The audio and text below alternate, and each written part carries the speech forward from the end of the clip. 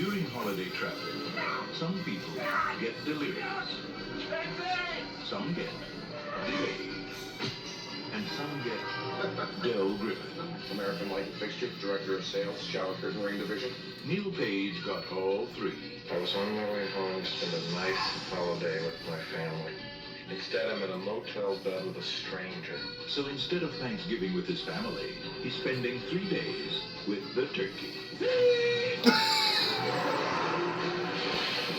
Two happy clams just whistling down the road. Flintstones, meet the Flintstones, and a modern family. Paramount Pictures presents Steve Martin, Ever been to Hawaii? Yeah. You see Don Ho while you were there? See the second show, that's the best one. Is that right? Yeah. John Candy, Why are you holding my hand? Where's your other hand? Between two pillows. Those aren't pillows? in a new film by John Hughes. Planes, Trains, and Automobiles.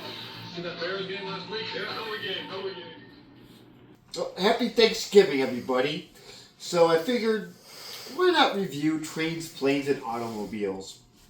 It's a fun one. It's my Thanksgiving tradition. I see I'm getting dirty looks already. Well, I will cheer everybody up with this commercial, so I will review it after this. Hey Siri, set timer for 14 minutes. Okay, 14 minutes and counting. Waiting for cookies.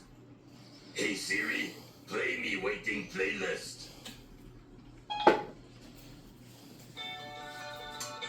Thank you.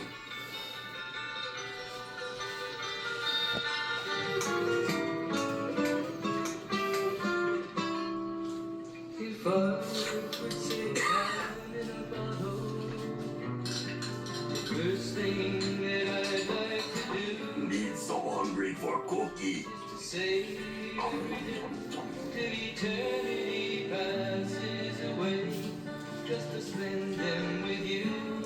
Hey Siri, check the timer. Here's the timer. Last forever. Oh, If words could make wishes. Well, I hope you enjoyed that commercial. I don't know what Cookie Monsters was so angry about. I don't know if it was the cookies that were taking a long time or if it was mad that he decided to go with an Apple phone. I'm going to go with both. So now I am going to do my little review here on Trains, Planes, and Automobiles. I just figured this would be a great way to get the Thanksgiving holiday rolling here. I'm sorry about the Cookie Monster commercial. My first commercial, I ran out of luck. I wanted to get the wobbling turkey that jumped off the table and walked away. So anyways, back to Trains, Planes, and Automobiles. So this movie came out in 1987. This was directed and written by John Hughes. We all know John Hughes. He did Ferris Bueller, 16 Candles. What? He wrote these movies. Never heard of him. Okay, let me try to find one that he wrote Home Alone. He helped with Home Alone 2. Never heard of them. Yes, you have. Now you're just being a Weisenheimer. He wrote Christmas Vacation, which is a classic. Never seen it. Oh my, you're in for a treat. He wrote the European Vacation, and he wrote The Breakfast Club, Weird Science. Nope. To name a few. And this does star the legendary Steve Martin and, of course, the wonderful John Candy. Who? Steve Martin. He hosted Saturday Night Live a couple times. He was in The Jerk, Cheaper by the Dozen, Sergeant Bilko, Father of the Bride 1 and 2. What else was he in? Oh, there was a bunch of movies. He was in The Man with Two Brains, Three Amigos. And then, of course, we have John Candy, who should not need an introduction. Who? I just reviewed Cool Runnings, which got a very disappointing 10 views. But that's okay. Sports movies aren't really a YouTube thing, I guess. He was also in the cameo in Home Alone. He was in Uncle Buck, Summer Rental, Canadian Bacon. He ate a lot of that over his life. Well, he did. He's Canadian. The Great Outdoors, Stripes, Spaceballs, and of course the last movie he was in, sorry to say, was Wagons East. That may have been a disappointment. So this movie here, Trains, Planes, and Automobiles, from what I read, something similar happened to John Hughes, and this is what inspired him to write this. Apparently he was going from, I think it was New York City to Chicago. So he ended up in Wichita, Kansas, and it took him 5 days to get home. So this is what inspired him to write this. And from what I just read also, some of the filming locations apparently were in Batavia, New York, which is right by Rochester. So where this film was taking place, it was nowhere near where they were actually going to. So Batavia, New York was one of the filming sites when they were on the Thruway, I guess.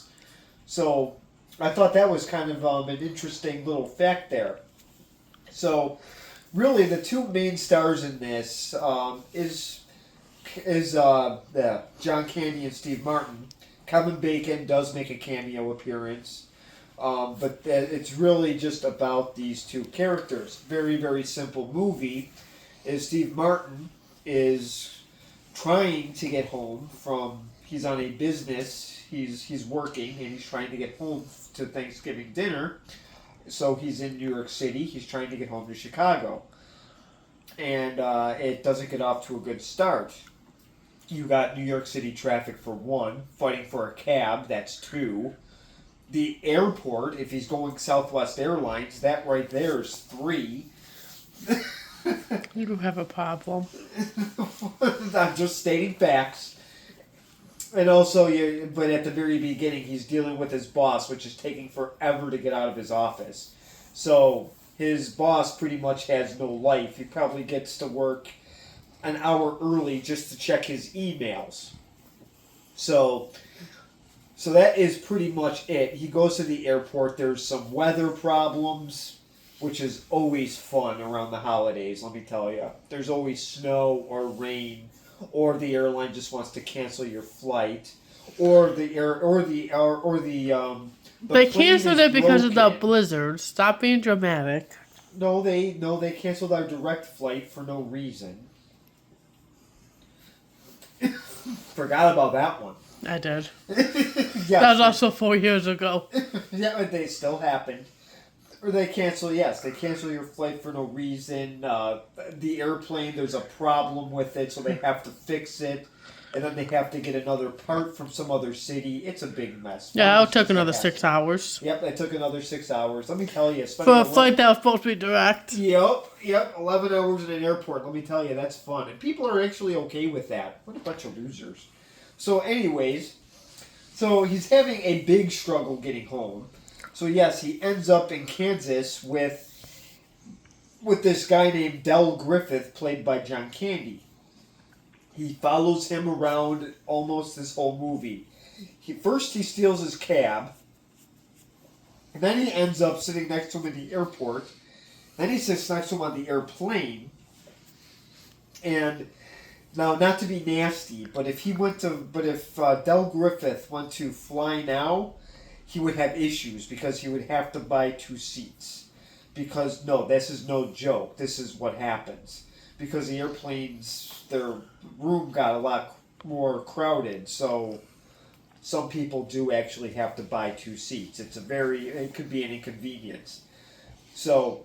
And very expensive. And very expensive, yes.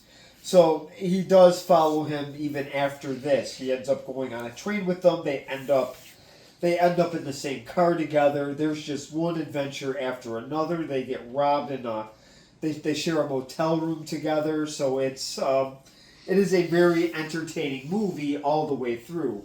So I will show the first clip right now where everybody can relate to this part. You want to get home to the holiday and something's holding you up. whether it's school, your teacher is taking forever to get through her lesson, or your boss is holding you up at work. So any of these things could happen. So I will show you the first clip in just a second.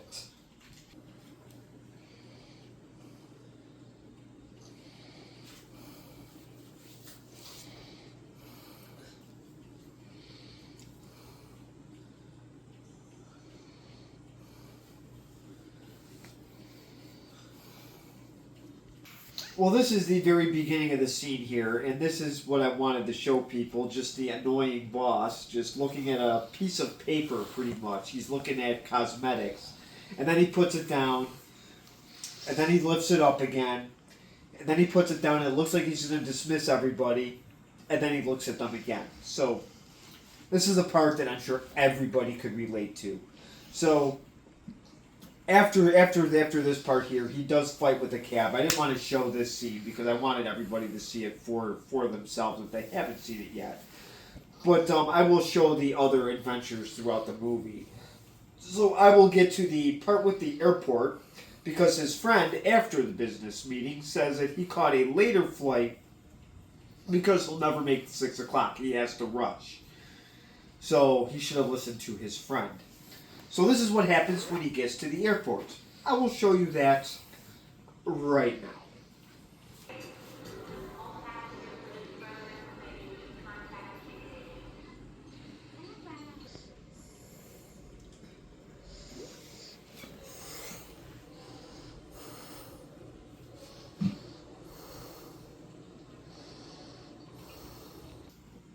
Well, this is the bad luck here at the airport. It says delayed. So then he does end up, he does call his wife and say he's going to be a little bit late. She says she's going to wait up. And the one kid in the scene is Matthew Lawrence. You might know him from Mrs. Doubtfire and Brotherly Love. He was Matthew Lawrence from Jumping Ship. Yes, you saw Jumping Ship. Yes, he was the boat captain. Oh, they were all brothers in that movie, right? And then he was in Boy Meets World as well, yes. He was... Okay, so Joey's the cute one, apparently. So... so he meets Del Griffith at the airport, the guy who stole his cab. I just think he just kind of... I don't think he stole it. I think he just sort of jumped in on an opportunity. The guy was distracted, so he just kind of jumped in there. So they end up getting on the plane together, and of course, who does he sit next to? Del Griffith. So, yeah, they're pretty much they're poor Steve Martin in this. He's playing Neil Page, and he is in for many treats in this movie. He throws his temper. You get to see his temper quite a few times, and it really makes this movie really, really funny. And Del Griffith is actually a traveling salesman. He sells shower curtain rings. Sorry. So, obviously he eats a lot of onion rings. So now I will show you the next clip here. We will show you what is happening in Chicago at this time. And I will show you that in just a second. Alexa.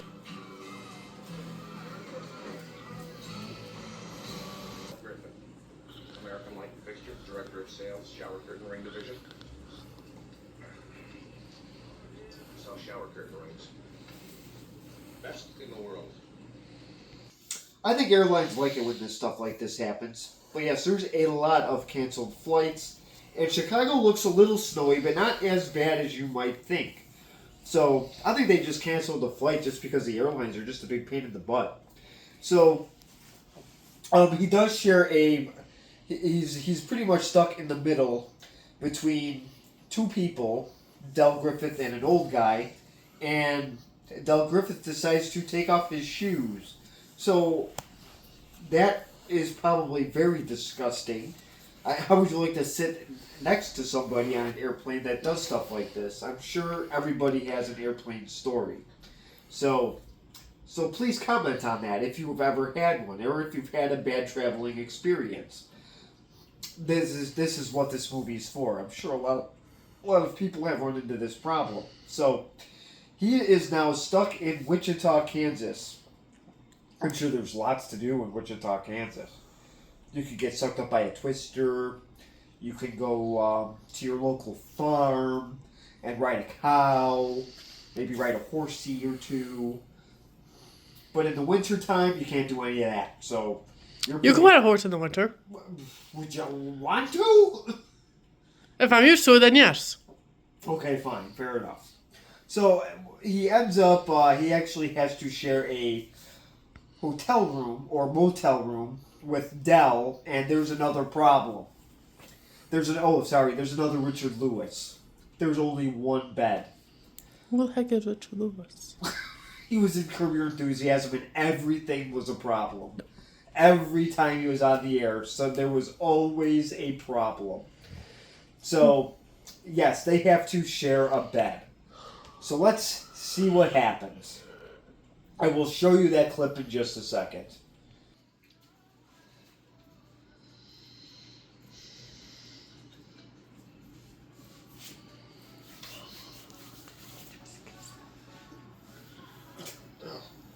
Why did you kiss my ear? Why are you holding my hand? Where's your other hand? Between two pillows. Those aren't pillows. Well, since I'm fighting with the Alexa again, so... Oh crap, now I forgot where I left off. Oh yes, how could I forget that? Yes, this is the scene here where the writer for Brokeback Mountain got their idea for Heath Ledger and Jake Gyllenhaal cuddling together. So, this is before that, only these are two good actors. These are... well, I'm sorry. So, obviously this is a very uncomfortable scene here. This is what Steve Martin wanted to avoid have happen. But this is obviously an accident. And obviously they were grossed out when they woke up. So then, of course, they start talking about the bears and so on. So like you and your ex-wife. Oh, of course. So before they cuddled, they ran into some other slight issue when they were sleeping. And we will get to that in just a second. Oh, like if you go in there, there's $263 in there. There's $1 more, then you can call me a thief. Just count it. Count it. 263, right? What?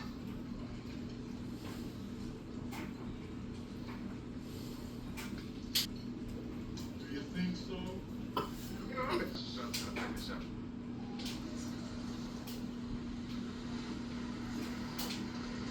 Not him, is it?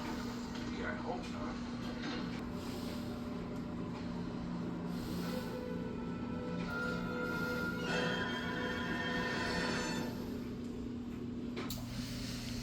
Well, so they have been robbed.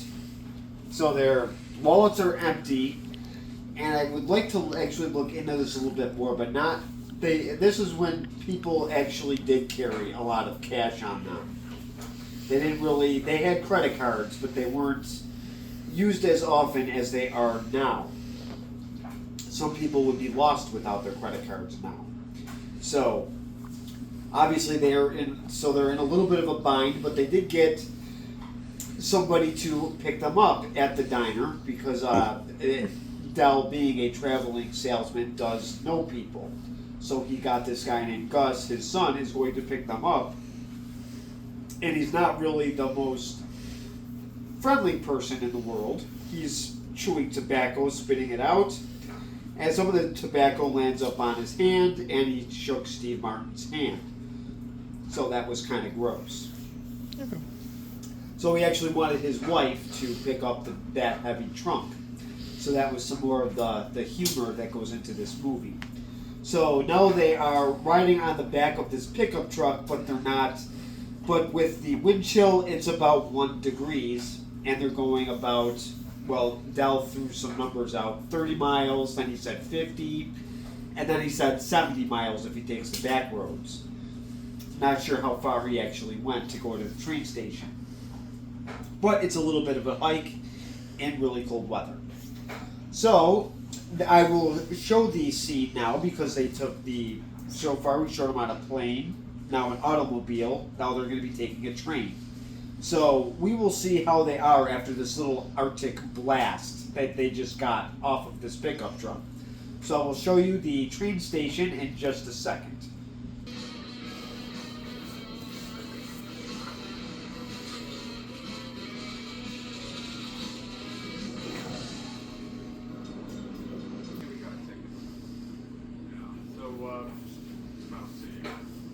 How's she on the train? You want to get together for a drink in the bar car? I'm gonna get some sleep. Sure. Yeah. Anyway, it's been interesting. That's the other statement of the year. Well, so this is them right here, all frozen on the back of that stinky truck. And yes, that dog was probably a nuisance the whole way there. So, now they're at the train station, and I thought this part's pretty cool. It's got that old train station feel to it. I actually like taking trains.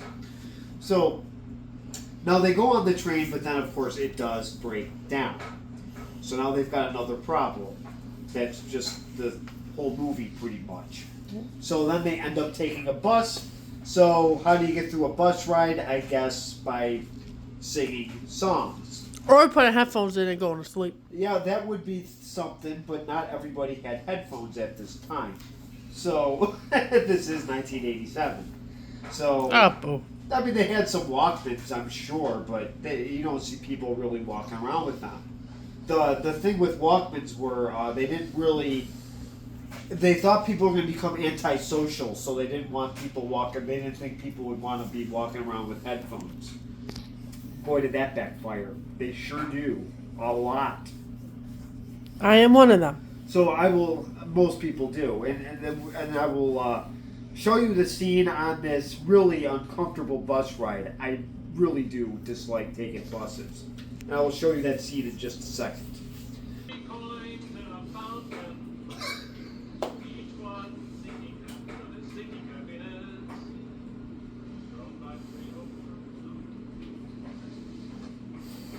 Flintstones, meet the Flintstones, they're the Firefly family. From the town of Bedrock, they're a patriotic history. When you're... So this is the very uncomfortable bus ride, and Neil Page is a very sophisticated fellow. So his little show tune was that, I'm guessing the song could have been Coins in a Fountain. And that's not really a song you want to sing on a bus. It's very, very boring. It's like going to a Hansel and Gretel opera with your middle school music teacher. So, what? I'll explain later. So, he had a nice purple crayon collection. So, anyways, so after this little bus ride here. This is the famous rental car scene. This is when Neil Page goes to pick up a rental car. And of course, I'm sure rental car companies are very convenient. Again, I don't have any experience with rental cars.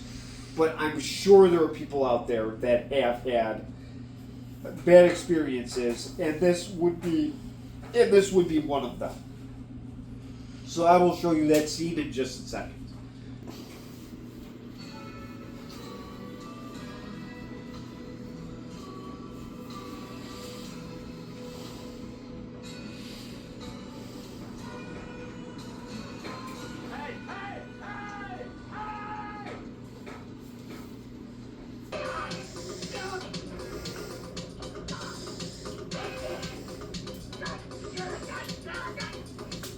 This is one of my favorite scenes in the movie. Obviously they're real strict with the 6 seconds thing. So this is Neil throwing a fit in the parking lot. This is kind of what happens when anime freaks go on Ami, and turns out that Mika Japan doesn't accept returns. So now your $1,000 action figure they won't return it. So then you throw a fit, just like Neil Page is doing right here. We can always ask Cash Prizes about that if he ever had issues with his anime figures. So, anyway, so he's throwing a fit. It gets much worse than this. You'll have to see the whole scene for yourself. But he pretty much has to walk a very, very, very far distance to go back to the car rental place. And then the little, and then the fat turkey behind the desk, who's wearing a lot of makeup, more than she should. It's not going to make her look any better. She's behind the desk talking about her Thanksgiving dinner, which I'm sure she probably ate the whole thing, if not more. Or she went to the next door neighbors and ate theirs too. And then he just ends up swearing at her like crazy. It was a really funny scene. It's definitely one to check out. So, now, have you ever wondered what it was like driving on the wrong way on the thruway? I've never seen it, but let's just see what happens with that. I will show you the next clip in just a second.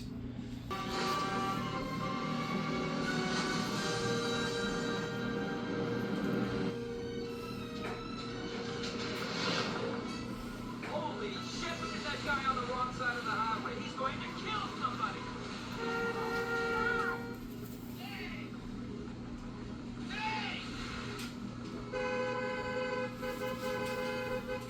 What's going on? Whoever wants to race. Race? That's ridiculous. All right, come on, let's go. Let's go. Put your window down! You want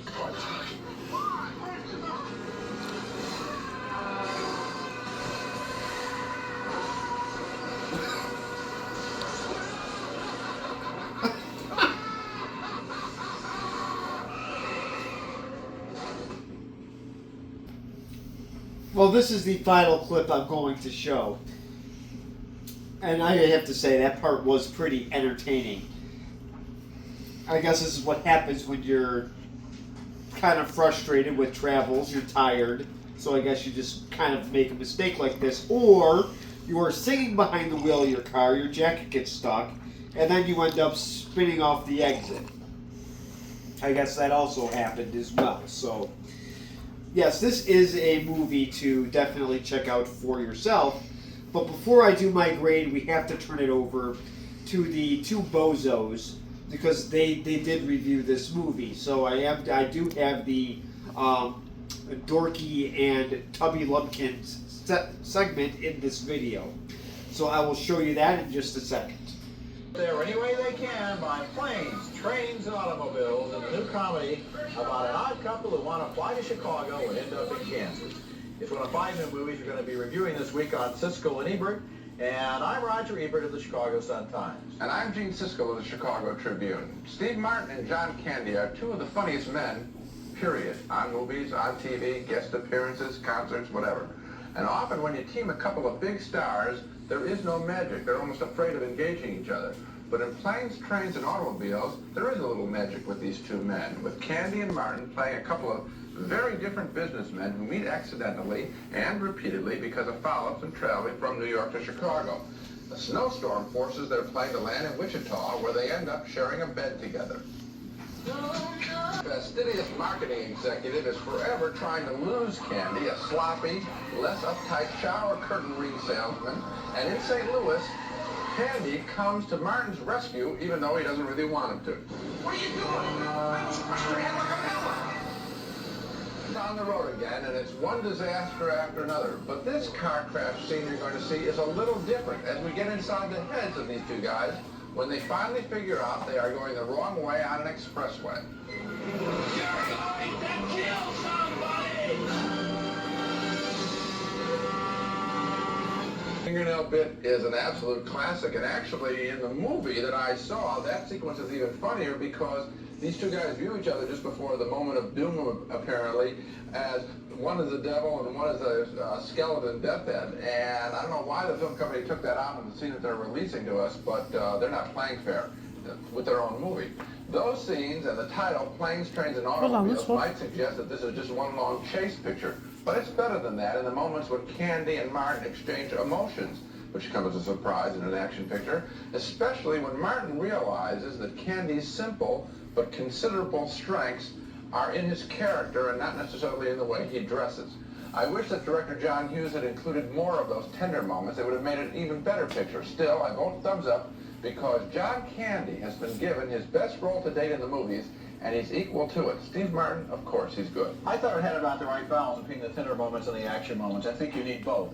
And I enjoy the fact that there are times in this movie when, for example, when Steve Martin starts telling John Candy, you don't know how to tell an anecdote. Your anecdotes have no point. Right. They have no interest. I know. I would rather spend 3 days in an insurance seminar than sit next to you on the bus. Right. And he goes on and on and on. It plays against Candy's face. Right. And the face is just sadder Sad, and sad. yeah, Oh, yeah. you know. And that's good comedy Yeah. because it's comedy that has truth in it. And I enjoyed this movie a whole lot. Don't you agree this is that we've been complaining that Candy hasn't been given a role or he's picked wrong roles, whatever? Finally, John Candy hits one. Right out of the park. Well, they sort of, they gave a pretty good review there. I guess I had to agree with the dodo bird and the hippopotamus, I guess, a couple times. But what they said about John Candy was a little off. He played a good part in Stripes. Oh, yes, well, I forgot. Ebert wouldn't want to watch anything that had to do with physical activity. And also the dodo bird probably wouldn't either.